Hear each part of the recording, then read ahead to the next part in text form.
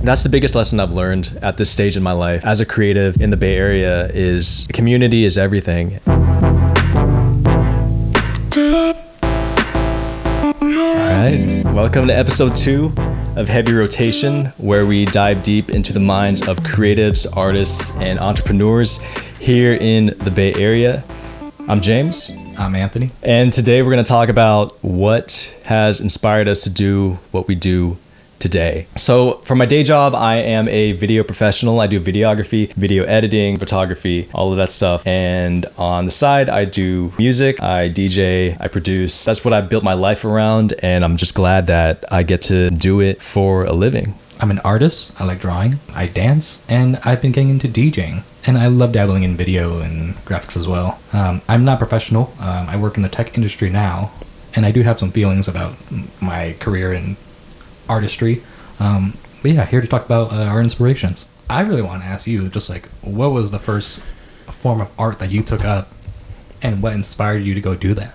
Let's go back. Let's travel back in time to 1995. I was like 5-6 years old. We had a piano at home and I would just sit on the stool and kind of just bang on it and play it. My sister played piano, so she would teach me. Oh, okay. And I think that was my first foray into music. And I basically just listened to whatever my sisters listened to. One sister? 2 of them. They're twins. And how much older were they than you? They are 13 years older. Oh, okay. Yeah, they're quite a bit older. Yeah, big gap. Yeah, listen to whatever they listen to. Started just listening to a lot of R&B, but yeah. Are you the most musically adept now? Yeah, I would say so. Okay. Like right. In terms of my whole family, I know Jeremy talked about it last episode that he comes from a family of like musicians and creative people. Mm-hmm. Me, not so much. Like one of my sisters was really into music. She sings and plays piano. Right. Yeah. So I think I got that mostly from her. Okay. And yeah, now it's just me doing my own thing. Yeah. I don't really talk to my family about it. Really? About all this stuff like music, DJing, anything creative. Like I don't talk to them about it really. I don't really talk to my family about creative stuff at all. Anything creative that I'm doing. Even though I grew up with 2 sisters that were 13 years older than me, I still felt like an only child a lot. Yeah. Since it was that big of a gap. I mean, they were 13 when I was born. Yeah, so they're already leaving 8th grade going into high school. Exactly. Yeah. So when I was like 5 or 6, I had friends I would play with occasionally, but at home, it was just me making music or playing piano. So I did have a lot of time by myself at home to just be creative or play Super Nintendo or something. But my sisters were out doing their own thing and I'd just be at home trying to play guitar. My dad had a guitar. I forgot about that. Oh, okay. Well, for me, I have a sister who's 3 years older, and just knowing that she was just a little bit farther away, but like going through school around the same time as me, I could look for that guidance, and it helped me develop myself a whole lot. Are you close with your sister? Oh, for sure, yeah. Nice. Not right now because she moved to Washington. Oh, I see. But yeah, she was my best friend, growing up. I got into guitar and drums in middle school. Drums are the only instrument that I've taken actual lessons for. So I was 13. I begged my dad for a drum set. Yeah, I got it for my birthday, I think. Okay. And then I took lessons and I would print out tabs. You know what tabs are? Yeah. Like music tabs from mxtabs.net.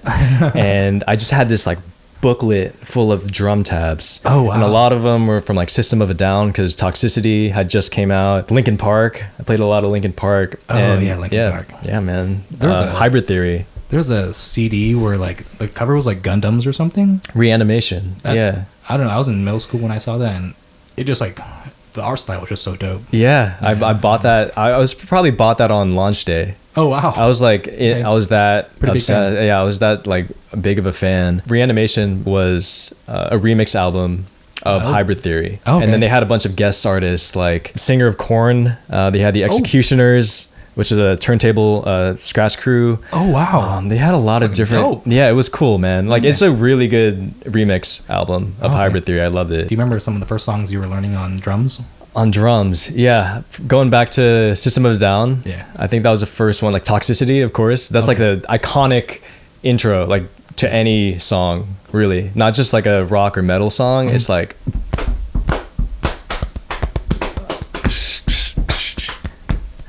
Like that was probably one of the first things I learned. And then I got really into the band Tool in like 7th or 8th grade. They're like progressive metal. I've never heard of them. Actually, Ooh, let's go. Busting out the record. Yeah. Oh, for sure, man. Perfect this is great. Segue. Yeah. Yeah, so this is Lateralis by wow. Tool. Yeah, this is a beautiful record. Yeah, look at that. That art is visually for the vinyl, and then also just in general. Yeah. Put that right here.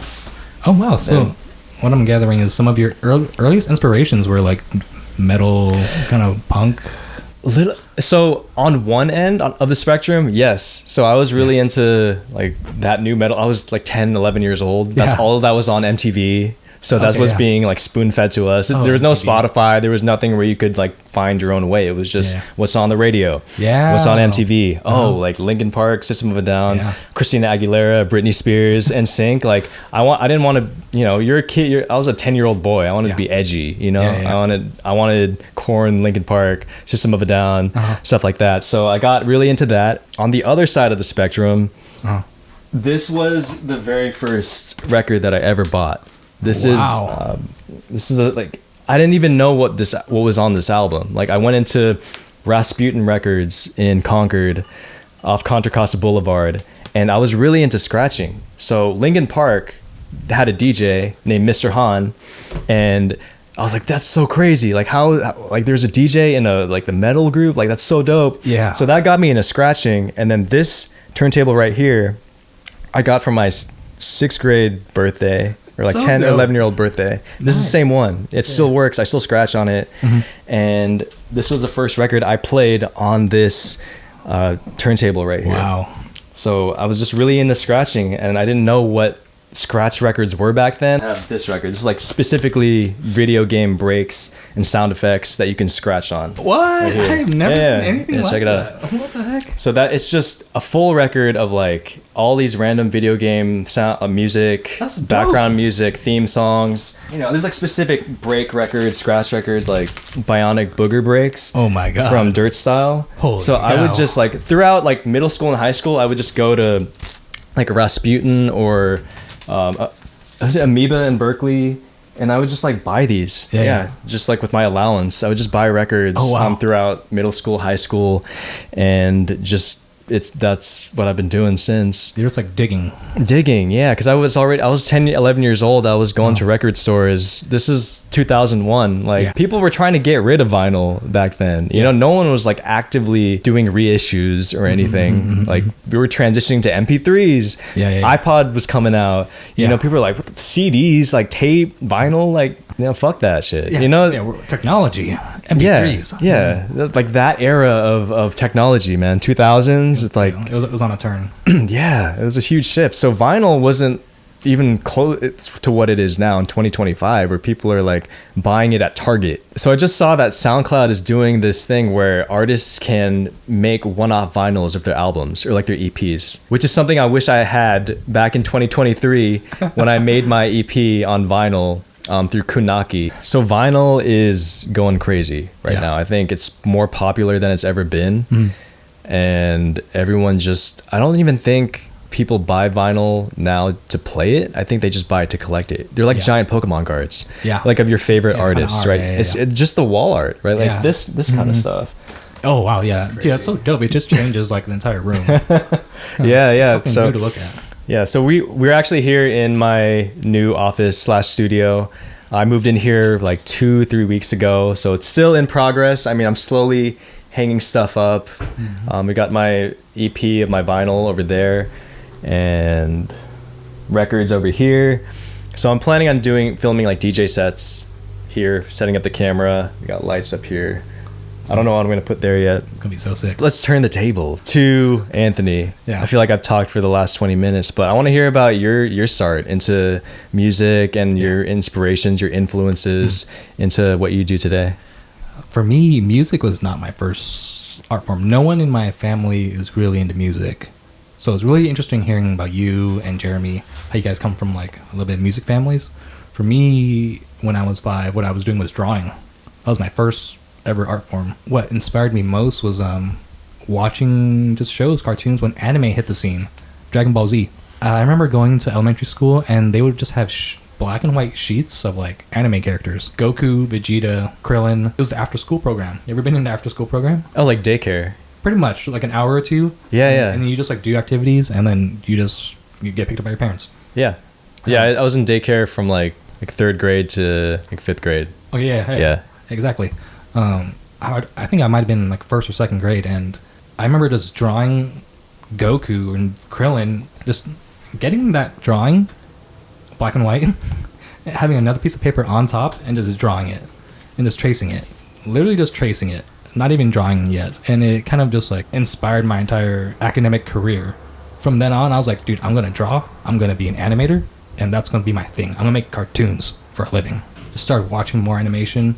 Have you seen Rugrats? Rugrats, Doug, Rocko's Modern Life. Dude, yeah. That was a golden age of Stuff like Ren and of Stimpy. Nickelodeon. Yeah. Ren and Stimpy. Yeah. Kind of watching Yeah. Ren and Stimpy, I can see like a lot of those animators move to SpongeBob. In Ren and Stimpy, they would have like close-ups of like their face, their skin, like their eyes, and like just gross features. And then they would do that again in SpongeBob. I never made that connection. Yeah, I'm pretty sure like some of those animators moved also from Rocko's Modern Life also to SpongeBob. I know some people who worked on that show and then they moved to SpongeBob. Rugrats was a huge inspiration for me, just like show-wise. It was just like so entertaining. Like, who makes a show about babies going on adventures? Dude, if you were to watch Rugrats again, Yeah. I just saw this, I think it was a TikTok recently. Uh-huh. If you watch Rugrats again as an adult, you'll catch so many things that are just purely made like For adults. like that's like hilarious. adult humor, right? Yeah, You didn't yeah. get as a kid, Yeah. But then you Yeah. watch it and it's like, damn, yeah. You forget that when you watch like kids cartoons that adults made these, Yeah. right? Like, and that takes like such a special kind of mind to like make something that is relatable for kids, but it's also made from the mind of an adult. Like, it's relatable by both kids and adults, and it's just like that's some special talent, man. I think that's probably why Simpsons was so relatable. Dude, Simpsons, my mom stopped me from watching that. Really? Yeah, she thought it was like brain rot type of stuff. Like, I would watch it every night at like 6 p.m. on channel 12, I think. Oh, wow. UPN. I forgot the name of the channel, but it was on every night at 6 p.m. Okay, And nice. I would sit my butt in front of the TV, watch The Simpsons, and then one night my mom was just like, she said something where she basically disapproved of me watching The Simpsons, Yeah. which made me want to watch it even more. Oh. And like, I would buy like the books at the bookstore related to The Simpsons. Oh, I would wow, like learn yeah. how to draw them, same as you. Yeah. Yeah, like how to draw The Simpsons, like all the episodes up to that point, like a synopsis of all the episodes, like little behind the scenes things, wow. like things, Easter eggs. Oh, my yeah, God. I was like super into The Simpsons back in like 1998 in 3rd grade. Oh, wow. Yeah, I was just like, that was like the show to watch, and it Yeah. was like, you watch it and you're like, damn, that's really not for kids. It's like pretty messed up, like Itchy and Scratchy. Oh, yeah. Yeah, it's just like, dang, dude. Yeah. We were watching this as like 8-year-olds, but I mean, these days kids have access to everything, so it wasn't even that bad back then compared to what kids have now. Yeah. I think the only difference is that now kids have to search for it, whereas The Simpsons was just broadcasted to every child, pretty much. Yeah, you could just turn on the TV. Yeah, just there. What? Yeah, but Yeah. I guess like parental control was super easy. Like, just got to turn on, like, Yeah. hit the remote, unplug the TV. Yeah, that's now it's true. like kids have everything, the world in their pocket. Like, you Yeah. can't even turn that off. Yeah, you like, can't. You can- Yeah, technically you can like hide things or use parental control, but like if they want to find something, they're gonna find it, dude. For me, it was a treat to go home and watch TV. I'm like, dude, I'm gonna watch some TV. Yeah. You set up your whole day around it. Yeah. Like, I'm gonna go watch America's Funniest Home Videos at 3 o'clock. I'm gonna get there. I did the same thing with Sailor Moon. Yeah. At 2:30 p.m. every weekday, I would make my mom hit record on the VCR. I would tell her to record Sailor Moon from 2:30 p.m. to 3 p.m. So I could get home from school, and then that's what I would watch. Oh my god. Yeah, I'd rewind it and then press play and be like, and just sit in front of the TV. Damn. Anime, when anime hit the 90s, scene. dude. Yeah, dude. It made it more like precious. It really you did. had to do something. You had to record it, Yeah. or you had to be there. You had to work for it. Yeah. We lost that, man. Yeah, we lost it. Not everything's so ready and available. It's just too much. There's just too much now. I watched this movie called The Iron Giant. You seen that movie? Man, I don't think I ever did. I know the Never movie seen you're it. talking about. It's a giant robot, right? Yeah. I think it came out like 98, 99. Yeah. Just for some reason I never saw that. It's one of the first times they ever combined 3D animation, the robot, and everything else was 2D animation. So it was like revolutionary. And that movie just got me, bro. I was like, dude, this movie is so sick. I need to make shit like this. Like, the story was just so good. I was encapsulated the whole time. The voice acting was good. The art style was just phenomenal. Pixar starts to hit the scene in the late 90s. Yeah, so they were a huge inspiration, especially The Incredibles. And then later comes Ratatouille. Those movies are some of my favorite movies. Yeah. Ratatouille just like picturesque, just looks good. The Incredibles, I just feel like such an engaging story and so original. Yeah. And The Iron Giant was just something like warm feeling about it. Mm-hmm. So I watch those movies. I go into middle school and I'm taking like more classes. I'm like, you know what's funny is at middle school, that's when I start listening to music. Yeah. Yeah. I think it's a common thread. I think we start getting into it, like really getting into it. For you, right? you're like playing music and like you got a CD by 10, right? Yeah. So the first CD I think I ever bought was the Armageddon soundtrack in like 1997. The movie Armageddon with Bruce Willis and Ben Affleck. Wow. The asteroid movie. Do you remember that? I didn't watch There it. were two asteroid movies that came out in 1997 for some reason, and I'll never understand that. Yeah. I think it was just like two movie studios competing. It was Deep Impact and Armageddon, and they came out within like a couple months of each other. And I think back now that was really weird. Like we had two asteroid movies in the same year. Like what? I want to look that up and see why that happened, because that still weirds me out. Because I saw both. Yeah. I saw both that year, and then I bought the Armageddon soundtrack. the first CD I ever bought. What was that? How much was it? Like $20. And where'd you get? Oh, that's expensive. In 1997, that's like Expensive. $50 now. Yeah, what the heck? Where'd you get it from? Like Sam Goody, at Sun Valley Mall in Concord. Oh wow! I think it was called Sam Goody back then. It changed names, but that was the CD store. Dang, did you ball out on the movie soundtrack? Bro, I just wanted I spent like all my money on that one CD, the soundtrack, for just one song. It's I Don't Want to Miss a Thing by Aerosmith. I just wanted that one song. I didn't care about any of the other songs. The weird thing about music stores back then is that if you wanted a single, I wanted the one song, right? Okay. One time I wanted Iris by the Goo Goo Dolls. Okay. I just wanted that one song, right? I didn't want the whole album. I didn't have enough money. I was 7 years old. So I bought a cassette of that song, of Iris by Goo Goo Dolls. I get in the car, in my sister's car. I pop in the tape player. It's not the original. It's like a cover band. Oh no! Like a really bad cover band. Oh no! Called like Granny's Goodies. Yeah, that was the name of that was the name of the not band. Grandma's Goodies. Granny's Goodies. They were not good. Granny's Goodies did a cover, and I bought that thinking it was the actual Goo Goo Dolls. Dude, I got bamboozled. Oh jeez. And I just remember being so sad. That was the only time I listened to it, and like I never listened to it again. Dang. That's how upset I was that it wasn't the actual Goo Goo Dolls. Holy cow. Shout out to Granny's Goodies. Why did you do that? How could you do that to me? Oh my god. 7-year-old me.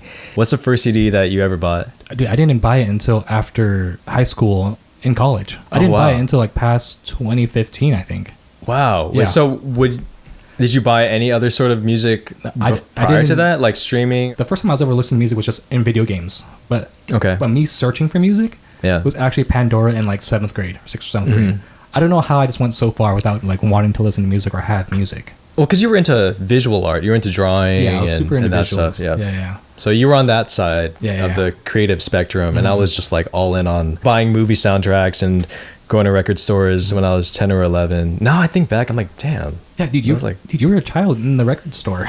Yeah. Like 10 years old. That's like crazy. Like I would drag my parents along with me to Rasputin Records in Concord, and they were just like, what are we doing here? It's like super like grimy, you know, and just like kind of sketchy. And I was just like digging through records when I was 11 years old. Well, the first CD I ever bought after high school and in college was Paul Oakenfold, like Sounds from a Lively Mind or something like that. It was an EDM CD. But when I was watching MTV VH1 in 3rd, 4th, 5th grade, and the songs that moved me the most were Lady Gaga, Poker Face, James Blunt, I'm Beautiful, Natasha Bedingfield, Unwritten. Nice. Good song. Yeah, those 3 songs I think I remember the most just watching TV. And then, so I'm in middle school and I'm drawing, and then I was killing my assignments. It's like A's on all of them, dude. And then just like finishing super early, and then I would be wondering what to do on my computer in class, like after I turned in my assignment. And then I started going on Pandora, and the first artists I would add were like Natasha Bedingfield, Maroon 5, Neo. What would you say were your visual art references at that time as it progressed, like in that time of your life? Oh man, To be honest, I didn't really search out or closely identify with any visual artists. I was mostly just comparing myself to the best artists within school. I just compare myself to her art. I'm like, dude, I just need to get better. I need to be like her. I was very bad at just going online and looking for people that I identified with. I didn't really know how to use the internet besides video games. And yeah, I mean, it was the early 2000s. I don't think a lot of people did. Yeah. Everyone was just trying to figure it out and use Zynga. There was a huge underground people who were just like, dude, LimeWire. We were finding out. Oh, that was me too, yeah, right? for sure. I was learning how to code HTML like on websites. Badass. Like MySpace? No, this is pre-MySpace. Like GeoCities, Angel Fire. Wow. So I was making like band websites because I was me and my friend started a band in like 7th grade and we never played any shows. We literally were a garage band. We would just play in a garage, my friend's garage. And then I took it really serious. So I made a website for us, like a bunch of them. So I taught myself HTML, tried to do these cool tricks. It's so funny that I did that because we didn't have any music out. We didn't play any shows, but we had a website. We had a dope ass website. Yeah, shout out to Square One. I think that was their band name. That led me into music at my school. So we actually had bands who were playing shows and stuff. That was actually a big influence on me doing video professionally today. So my friends would play shows around town in Concord, Walnut Creek, Pleasant Hill. Oh, wow. Berkeley. And I would bring my family's camcorder and record their sets. So I would like get to the front row and just like, capture the whole thing, capture the crowd. I still have all the tapes and everything. I should digitize all of those. So that was me being around music and also learning how to record video and just getting cool angles and trying to capture cool shots. I was at all these shows. So fortunately, we had friends who actually played shows, unlike my band who'd never played any. There was actually a really big pop punk scene in Concord and Walnut Creek at the time. So there was a band called Set Your Goals, and they were pretty big. And then the biggest band to come out of there, I think recently, was The Story So Far. And I think I heard of them. Yeah, so this is The Story So Far. I went to high school with these guys. I actually shot their music video for Quicksand. Have I heard their stuff? Yeah, they're pretty big. This is their debut album. Came out in 2011. Yeah, so I shot their music video for Quicksand. Oh, wow. Before they went on their like first world tour to like Australia or something. I think that's where they went. That's dope. But yeah, I knew the bassist pretty well. I hung out with him quite a bit. Yeah, so there was a lot of music, good amount of music in middle school and high school. So that led me to make their music video because they knew me from high school. So dope. And that was a big influence on what I do today. I mean, just still being around music and still doing video for my day job. That was my formative years of just like committing to it, right? Just being around it and then also just being obsessed with it. Like clearly, I mean, this entire room is just like full of gear. What's great is that I noticed that in your room you still have pianos, like you did have the 2-layered piano when you were 5. Yeah, so we got just synthesizers and piano over there. That brings me back to like when I was first getting started, like learning how to edit video. So back then we had a lot more bookstores in the early 2000s. So I would go to Borders, which is the bookstore, on the weekend. Yeah, it was like Barnes and Noble. They were like the main competitors. So we had a Borders near where I lived, and my family would go. We would all go to the bookstore, and I would get these giant books, like basically manuals or guides on how to edit video and how to shoot video, like how to edit in Premiere, Adobe Premiere. Small child you were. Yeah, I was like 13, 14, because I was like, I want to learn how to do this. And the very first video I ever edited in my life was a video of a fat version of me at 13, 14 years old doing a front flip into a pool at my friend's birthday party with death metal playing in the background. Wow. That was the very first thing I ever edited. I hope I can find it somewhere on some random hard drive lying around. So wait, how old were you when you first edited your first video? I was like 14. Okay, not bad. Yeah, but just that's so funny that's the very I still remember that's the first thing I ever edited. Just like and then just meat Wait, footage. were you fat back then? Yeah. Oh, So okay. I actually I did karate Uh-huh. from like 6 years old to 13 years old. Uh-huh. And then I stopped doing karate, but I still kept eating like the same while I was doing karate. Right. So I just gained a bunch of weight. Like I just ate Rice Krispies for breakfast, or Rice Krispies treats for breakfast, like the super like marshmallowy, sugary one. Yeah. I would just eat like 3 of those in the morning, every my morning. God.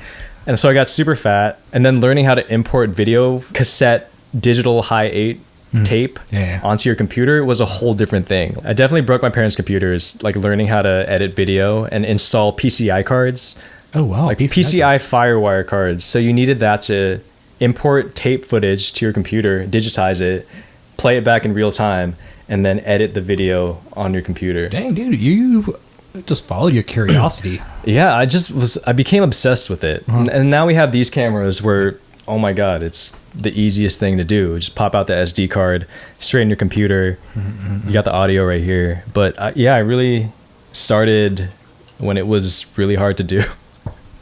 But I just committed myself to it. I just kept doing it. Now I'm just so appreciative of all this technology now Yeah. and phones. And you're just like, but on the other hand, I'm like, damn, it's so easy now. Yeah.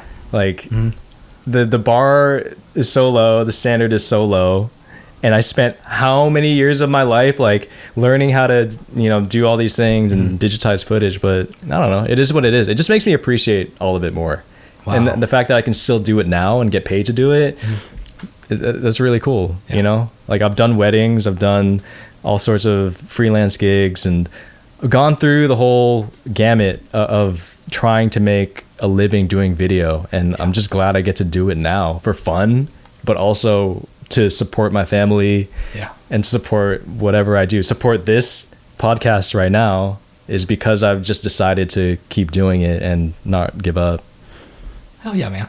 Yeah, it's crazy to think about, huh? I don't really like think about it like that much, but now that we're like actually talking about it, I think that's the main benefit of doing something like this, because you don't really focus on that stuff, and it's just a thought that passes. Yeah.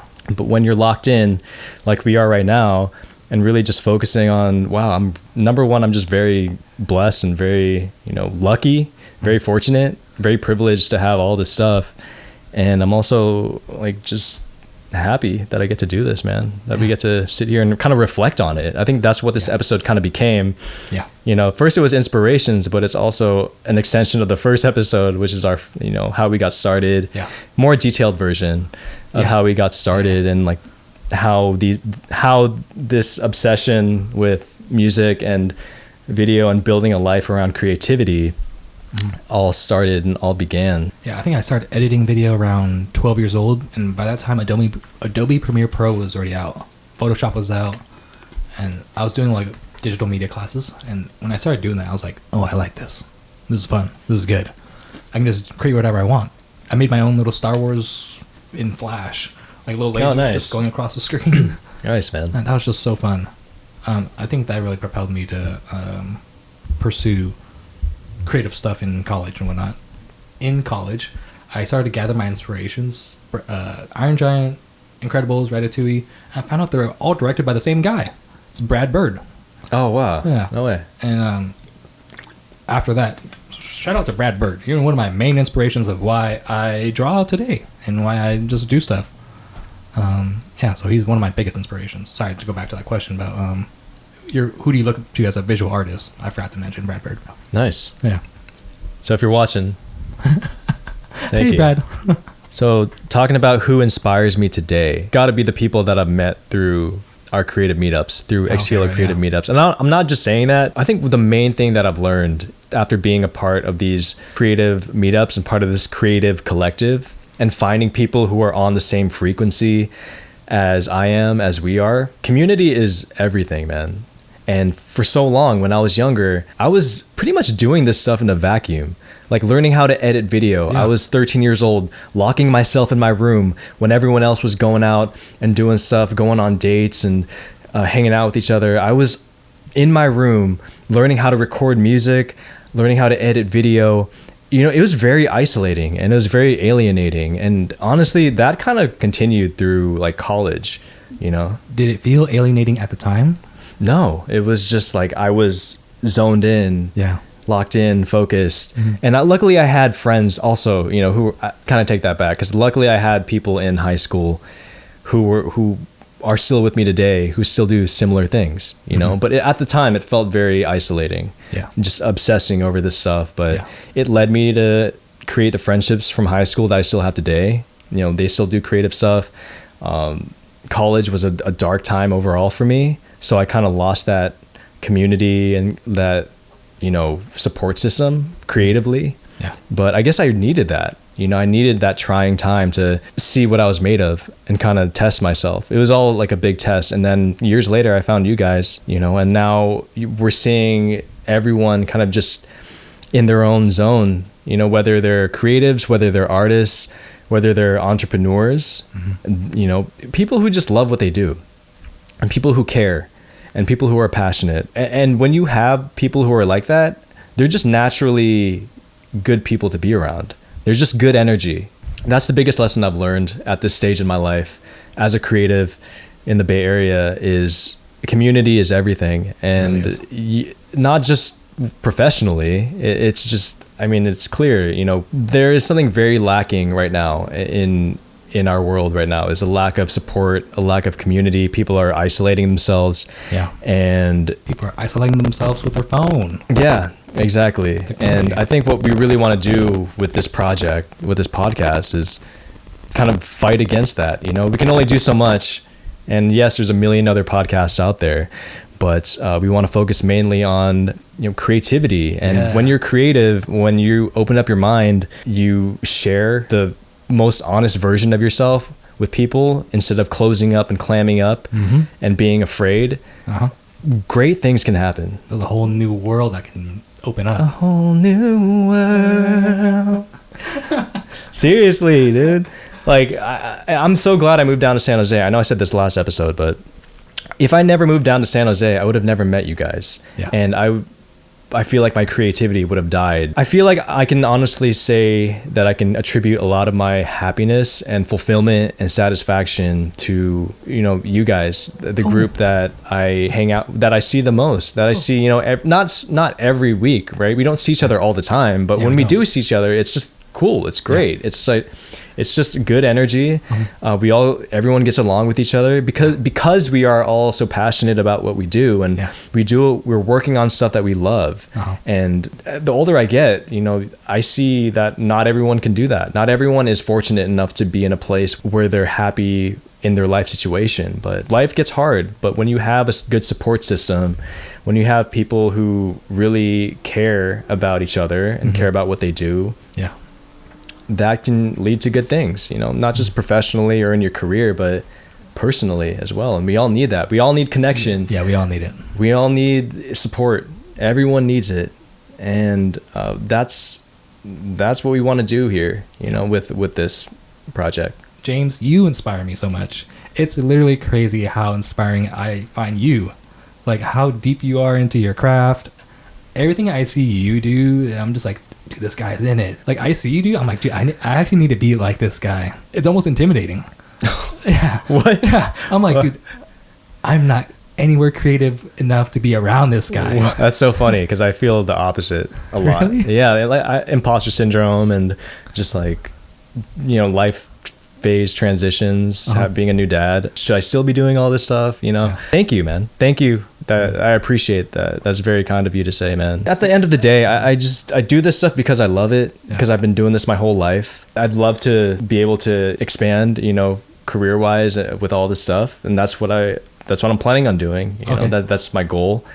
But just to be able to wake up and do what I enjoy, man, that's cool already. I need to remind myself all the time to just take a step back and just soak it in and take things in every once in a while, because I can get really obsessed, as I talked about before, over the details and just like learning new things. And it's important to take a step back and reset every once in a while. So just trying to do that. But thank you. And I'm glad we're doing this project together, because I know you've gone through stuff that you talked about in the last episode, and personally and professionally. Just your story inspires me.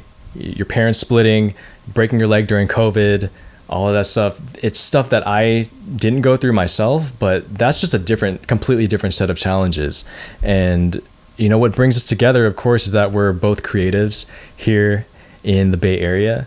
But that's what I feel like we all need right now, is not just the projects we're working on. And yes, I'm working on music, I'm working on all this other stuff. What really makes me feel full and makes you feel like I'm thriving is that there are other people who feel and think the same way that I do, who are on that same frequency. That motivates me the most. Not just the projects and what you're putting out, but the type of person that you are, you know, and you're the type of person that you're becoming as a result of committing your life's work and your life's purpose to things that you truly care about. I think I'm gonna try to get back in my groove, and, you know, I'm working on that. Cool, man. It's just a constant ebb and flow. Yeah. Right? That's life in general. We got our ups, we got our downs. We have times of just like massive success and times where there's just nothing. Just more about the people that I'm around. And that's the most important. Like the relationships that I'm building, and the way that I feel when I wake up in the morning, and the people that I get to communicate with and get to know and talk to. That's the most rewarding to me. Like the music and the art and the creative stuff, that's like the icing on the cake. Okay. You know, because all this stuff, like the people are what inspire me. You know, Yeah. without the experiences, without the people, without the trials and tribulations, that's what drives the creativity. You got to have those down times, those rough times for stuff to be made. And I feel like we've gone through some tough times ourselves recently, and that's just gonna fuel the fire to create, to build, and to grow. Hell yeah, to growth. Yeah, to growth. Cheers. Cheers. God, not again. All right, with that, thank you for tuning in to the second episode of Heavy Rotation. Once again, I'm James. I'm Anthony. And we'll see you guys in the next one. All right. See ya. Bye.